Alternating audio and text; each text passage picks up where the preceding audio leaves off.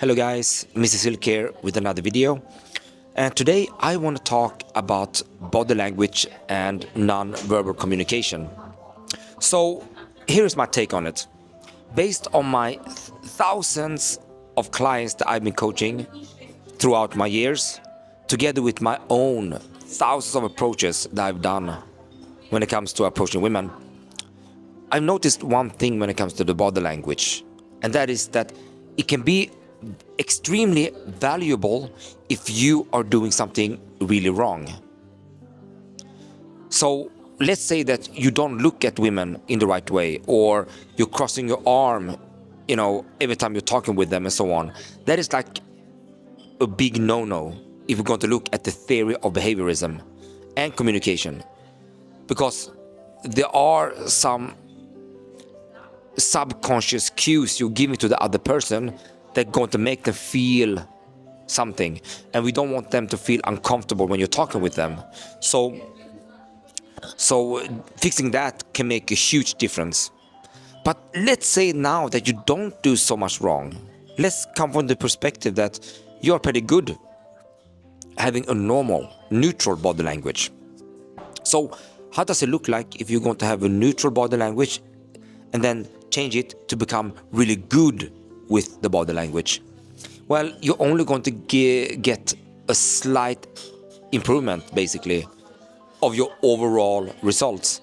It's not going to give you that much as you think. It's only if you do something really wrong. And of course, in this video, I want to give you the 3 things that I've seen many guys actually do really wrong. So let's go into those 3 things, all right? So the first one is actually the eye contact. So there are 2 things you have to think about. When you're talking, look her in the eyes. Really, all the time, looking in the eyes when you're talking. Why I'm saying that? Isn't that obvious? Yes, it is. But still, a lot of guys, stop thinking about that part and drift away. So many times I've seen guys talking and then looking away and keep talking to the women. And she will feel pretty awkward. She will feel like the situation is pretty awkward, because if I will look around the room now while talking to you, how does that feel? Don't you feel like something is wrong here? Well, if you do like that, women will feel like something is wrong. It's almost like you're a weirdo or something, even though you're saying good things.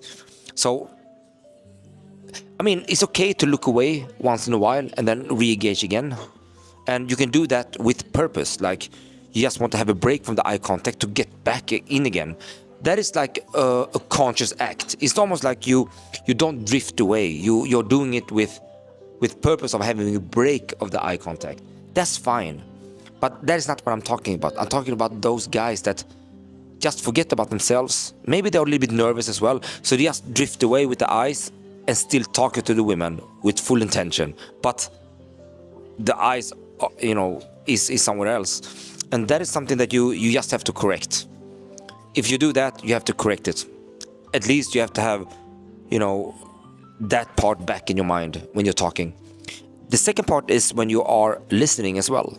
So there is nothing more powerful actually than when you are asking a question. Let's say it's actually a question that takes things to depth. And after you ask that question, you will be completely quiet. If you look her in the eyes in that moment, then you're going to actually make a big impact, because it shows that you are really curious about her answer. You really want to know what she's going to say. So very important that you're looking her in the eyes when you are asking questions. But also when she's talking, the same way there. If you will start looking away when she talks, she will feel like you're not interested. Even though you are interested, it will look like you're not interested, at least from her perspectives. So eye contact, well, is just a must. And don't drift away with your eye contact. Just think about not drifting away. Everything I say here now sounds very obvious, yet a lot of guys still doing it. So don't be that guy, all right? So now let's go into the different part, and that is the voice, like the speed of your voice. So of course we can talk about the tones as well, and I find that the tone is something that comes natural as well. It comes natural. I mean, it's the same with the eye contact. The inner timing, when you're going to look away and look back again into her eyes, will come with timing. Same comes with the tone of speaking. So I don't want to mix up with that too much by teaching different tones and so on, where they are talking about stuff, when they're going to talk a little bit more quiet and then more higher. And no, forget about that. Just be normal and talk like you normally do when it comes to the voice strength in terms of volume. But there's one thing that you have to think about though, and that is the speed. When you are nervous and you start talking to beautiful women and you feel probably excited but nervous and terrified in the same time, you are most likely going to speak way too fast. And many times it's hard for the women to actually hear what you are saying. That's the first one. But the second part is also that you're coming across as quite nervous.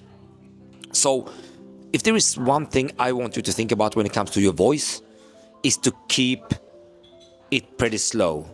All right. And trust me, when you're thinking about keeping it pretty slow when you're talking to beautiful women, that speed will be pretty much normal speed when you're talking to your friends or your family. So don't worry about talking too slow, because when you're nervous, talking too slow is very rare. You're just going to speak in a normal speed if you think about speaking more slowly. So that's the second part. And now the third part is where to put your hands. You see, I don't want to go in and compromise your natural hand movements. I don't want to do that. But there's one thing that I want you to think about, and that is to have an open body language. Your upper body here should be open. So try to avoid crossing your arms like this, or putting one of your arms like that, almost like you're a thinker. Forget about that, because that is going to look like you are uncomfortable with the conversation, like you try to protect yourself. So you don't want to have a closed body language, you want to have an open body language. And to make it really, really simple, just think about having your chest open. You can move your hands like this, you can even put your hands on the side, but just focus about having your upper body open, and you will be fine. So guys, I really hope you like this video. Subscribe if you like to subscribe, and I'll see you in the next video.